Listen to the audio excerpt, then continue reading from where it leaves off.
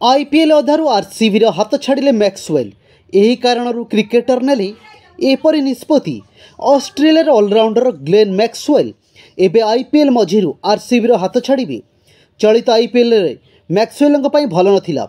लगातार भाव से मैच रे फ्लॉप होइछंती। 6 इनिंग्स रे मात्र 32 रन संग्रह करिबारे से सफल होइतिले। एथिसह से 3टी मैच रे कौनसी रन स्कोर न करी पड़िया बाहर को आसीथिले। एपरी खराब प्रदर्शन परी सनराइजर्स हैदराबाद विपक्ष में आरसीबी एकादश मैच रे खेली नथिले मैक्सवेल। या पछरे कौन रही कारण यह नहीं चर्चा चलुवा बेले एबे मैक्सवेल दल छाड़ी खबर सामना को आसी। तेबे अधारू आईपीएल छाड़बार कारण दर्शाई मैक्सवेल। कहुचे ऑस्ट्रेलिया ऑलराउंडर मानसिक और शारीरिक स्तर में थकी जाइथिबारु टूर्नामेंट मझिरु ब्रेक नेबाकु स्थिर करिसेंती। ग्लेन मैक्सवेल कहिसेंती जे मु निजे सनराइजर्स विपक्ष मैच रु ओहर जावाकू निष्पत्ति नेइछि कारण मु दल पई भल प्रदर्शन करि पारु नाही। तेबे एही निष्पत्ति नेबा तांको पई सहज नथिला।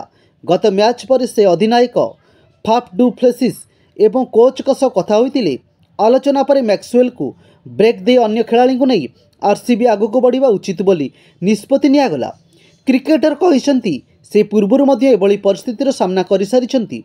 वर्तमान से मानसिक एवं शारीरिक स्तर में निजको आराम देवा चेष्टा करुछंती।